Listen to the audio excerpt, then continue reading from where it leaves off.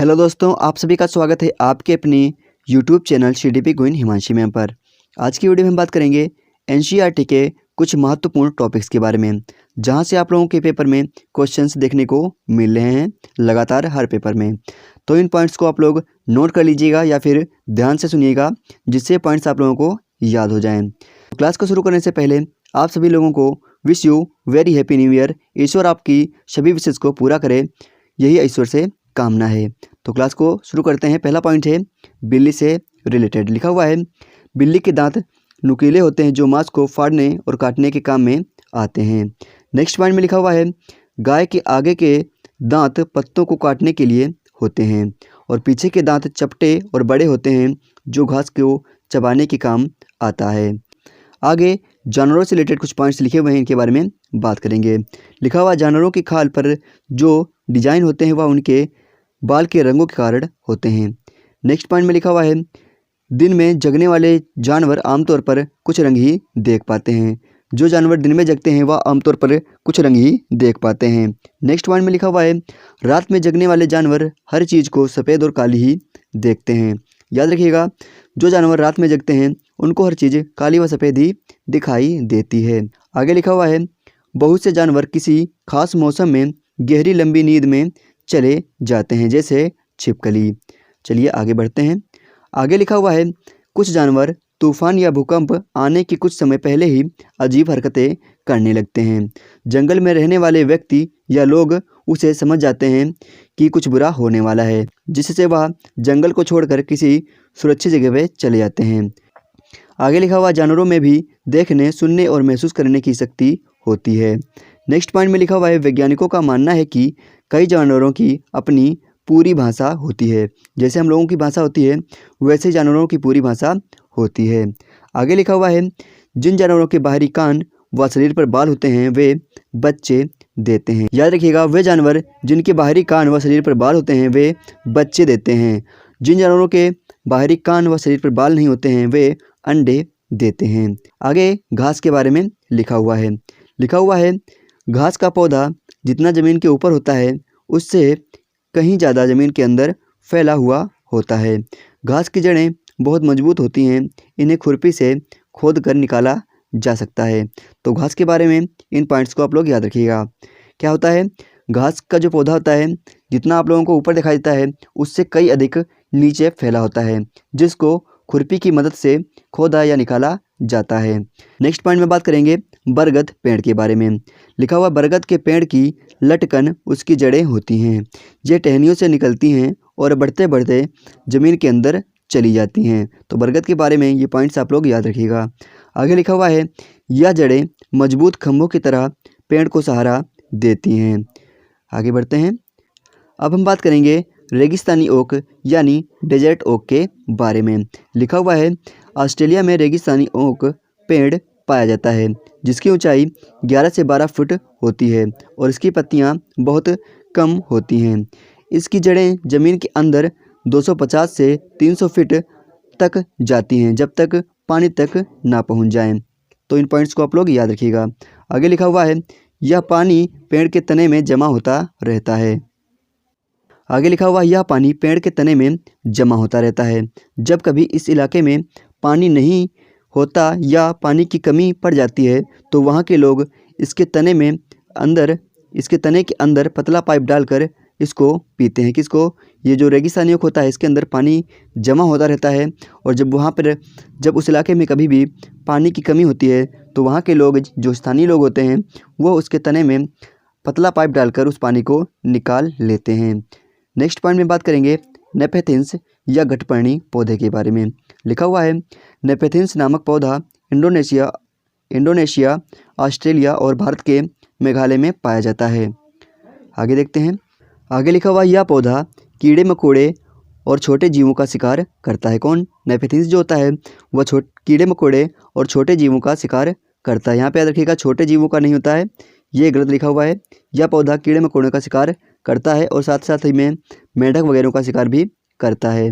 Next point में लिखा हुआ है यह पौधा घड़े जैसा दिखता है जिसके ऊपर पत्ती की ढक्कन लगा होता है और इसमें से खुशबू निकलती है जिसकी वजह से कीड़े मकोड़े उसके अंदर फंस जाते हैं।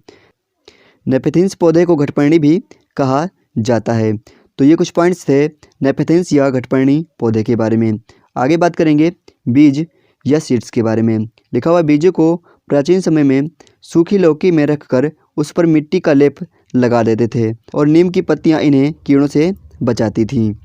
आगे लिखा हुआ है पौधे स्वयं भी अपने बीजों को दूर फेंक देते हैं और कपड़ों में चिपक कर तथा पानी के जरिए ये एक जगह से दूसरी जगह तक पहुंच जाते हैं। नेक्स्ट पॉइंट में लिखा हुआ है सोयाबीन की फलियां पककर फट जाती हैं और उसमें से बीज बाहर निकल जाते हैं। आगे लिखा हुआ है काली मिर्च, सौंफ, गेहूं आदि बीज होते हैं। नेक्स्ट पॉइंट में लिखा हुआ है नाशपाती, भिंडी, करेला, खीरा, टमाटर, चीकू आदि में बीज होते हैं। आगे लिखा हुआ है मिट्टी में गोबर मिलाने से मिट्टी में कीड़ा नहीं लगता है। अब हम बात करेंगे फसल यानी क्रॉप्स के बारे में। लिखा हुआ है एक ही प्रकार की फसल उगाने से कई केमिकल्स को यूज करने से ज़मीन बंजर हो जाती है। एक मिनट। लिखा हुआ है क्रोटॉन पौधे की जड़ जमीन में ज़्यादा गहरी जाती है। जब मिट्टी सूखने लगती है तो इस पौधे की पत्तियां सूखने लगती हैं और झड़ने लगती हैं, जिससे मिट्टी का पता चल जाता है कि मिट्टी सूख रही है। तो यह एक प्रकार का सिग्नल होता है। आगे लिखा हुआ है जड़ें पौधों को सहारा देती हैं, जल तथा खनिजों को अवशोषित करती हैं और ह्यूमस उपलब्ध करवाती हैं। तो जड़ों का कार्य क्या होता है? लिखा हुआ है जड़ें पौधों को सहारा देती हैं, जल खनिज को अवशोषित करती हैं और ह्यूमस को उपलब्ध करवाती हैं। नेक्स्ट पॉइंट में लिखा हुआ है सब्जियां अधिकतर पौधों के फूल होती हैं और कुछ सब्जियां पौधों का फल भी होती हैं। हरी मिर्च, टमाटर, आलू साउथ अमेरिका से आया था। आगे लिखा हुआ है केचुआ के बारे में। केचुए ज़मीन में छेद बनाकर मिट्टी को मुलायम कर देते हैं। ज़मीन को इन छेद से हवा पानी मिल जाता है। केचुए मृत पत्तियों और पौधों को खाते हैं और इनके मल से ज़मीन उपजाऊ बनती है। केचुओं को किसान का मित्र माना जाता है। नेक्स्ट पॉइंट में बात करेंगे झूम खेती के बारे में। लिखा हुआ झूम खेती का तरीका बिल्कुल अलग है। एक फसल कटने के बाद ज़मीन को कुछ साल तक ऐसे ही छोड़ देते हैं, उसमें खेती नहीं करते हैं। इस जगह जो बांस या जंगल उगाते हैं उसे उखाड़ते नहीं हैं, बस गिराकर जला देते हैं। यह राख ज़मीन में खाद का काम करती है। ज़मीन को जलते हुए आसपास के पेड़ न जल जाएं, जंगल को नुकसान न पहुंचे, इसका भी ध्यान रखना पड़ता है। फिर जब इस ज़मीन में खेती की बारी आती है तो ज़मीन को जोता नहीं जाता है, मिट्टी को हल्के से हिलाकर बीज छिड़क देते हैं। एक ही खेती में अलग अलग तरह के बीज जैसे मकई, सब्जियां, मिर्च, चावल आदि बोए जाते हैं। फसल के समय भी अनचाही घास और पौधों को उखाड़ते नहीं हैं, इन्हें गिरा देते हैं ताकि वे ज़मीन में मिलकर मिट्टी बन जाएं। इससे भी ज़मीन उपजाऊ बनती है। वहाँ की मुख्य फसल जो है चावल होती है। नेक्स्ट पॉइंट में लिखा हुआ है फसल पकने पर गांव में सबसे बड़ा त्यौहार मनाया जाता है और चराव नाच भी करते हैं।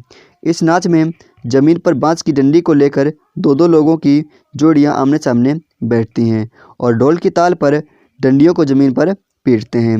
डंडियों के बीच लोग इस एक कतार में खड़े होकर कूदते हैं और नाचते हैं। नेक्स्ट पॉइंट में लिखा हुआ स्थानांतरित खेती या झूम खेती उत्तरी तथा आदिवासी क्षेत्रों में की जाती है। इसे जनजातीय कृषि भी कहा जाता है। झूम खेती मिजोरम में होती है।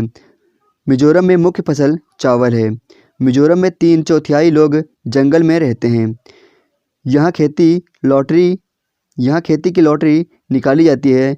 ज़मीन को साझा मानकर सभी लोग बारी बारी से उस ज़मीन पर खेती करने का अवसर मिलता है। मिजोरम में मिजो भाषा बोली जाती है। मिजोरम में बांस के बर्तन बनाए जाते हैं। जिस मैदान में एक टीन बोए जाते हैं उसे एक टीन ज़मीन बोलते हैं। तो यहाँ से क्वेश्चन आपका बन सकता है कि एक टीन किसे बोलते हैं? तो जिस मैदान में एक टीन बीज बोए जाते हैं उसे एक टीन ज़मीन बोलते हैं। आगे लिखा हुआ है कुड़ुक झारखंड की एक आदिवासी जनजाति है।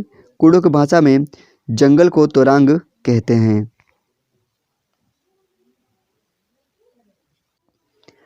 आगे लिखा हुआ है भारत के उत्तरी पूर्वी क्षेत्रों में स्थानीय खेती करने का रिवाज है। बेलवनिक गांव कर्नाटक में है।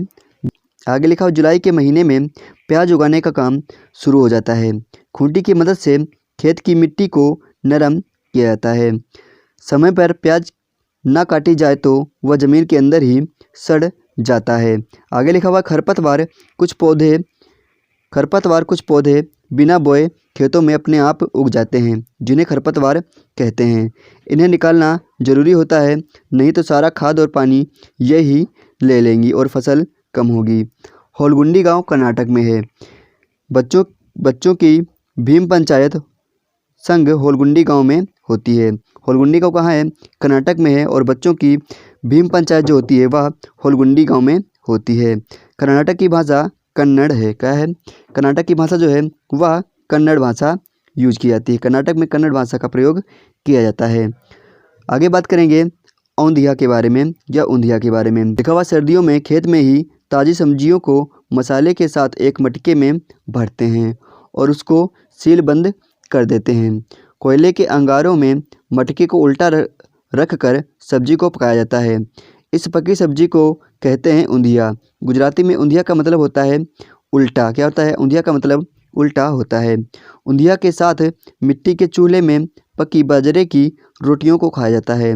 साथ में मक्खन, दही और छाछ भी ले ली जाती है। आगे लिखा हुआ है गांधीधाम स्टेशन गुजरात में है। गुजरात के प्रमुख खाद्य ढोकला, चटनी, नींबू वाले चावल तथा मिठाई हैं।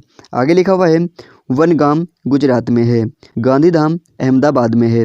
वालसाड़ गुजरात में है। तो आप लोग इन पॉइंट्स को याद रखिएगा। जो वनगाम है वह गुजरात में है, गांधीधाम अहमदाबाद में है, वालसाड़ गुजरात में स्थित है। अब हम बात करेंगे दांडी यात्रा के बारे में।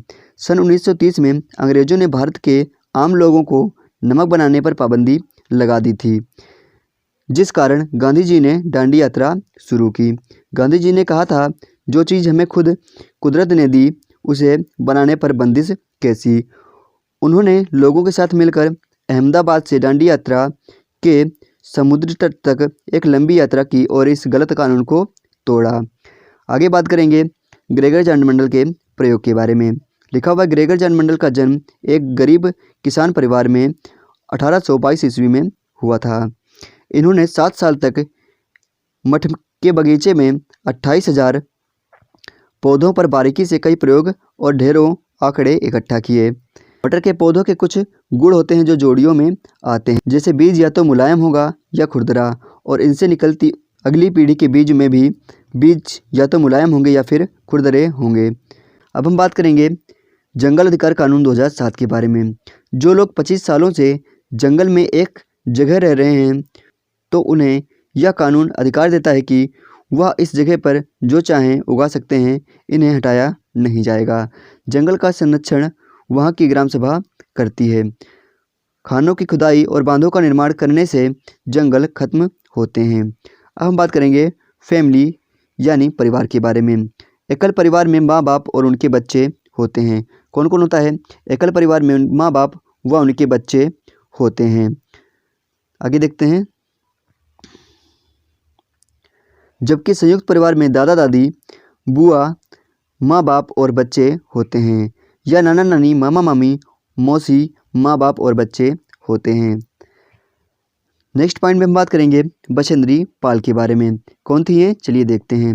लिखा हुआ है बछेंद्री पाल भारत की पहली और विश्व की 5वीं महिला थीं जिन्होंने माउंट एवरेस्ट की चोटी पर चढ़ाई की थी। तो क्या थी? जो बछेंद्री पाल थी वह भारत की पहली और विश्व की 5वीं महिला थी जिन्होंने माउंट एवरेस्ट पर चढ़ाई की थी। बछेंद्री पाल बचपन में एक पिकनिक में गई थी जहां वे 4000 मीटर ऊंची चोटी पर चढ़ गई थी। तब ये कुल 12 वर्ष की थी। आगे लिखा हुआ ये उत्तराखंड के गढ़वाल एरिया में नाकुरी गांव में बड़ी हुई। इन्होंने नेहरू इंस्टीट्यूट ऑफ माउंटेनियरिंग से अपनी ट्रेनिंग ली। इनके गाइड ब्रिगेडियर ज्ञान सिंह थे। 1984 में माउंट एवरेस्ट में जाने के लिए टीम मेंबर बनी। 23 मई को दोपहर के 1:07 पर अपना पहला कदम 8,848 मीटर ऊंची चोटी माउंट एवरेस्ट पर रखा। इसके साथ और एक मेंबर भी गई थी। ये एक साथ कदम नहीं रख पाए क्योंकि वहाँ जगह नहीं थी। पहले इन्होंने अपना कदम रखा, इसके बाद सिर झुकाया, झंडा फहराया और तस्वीरें ली।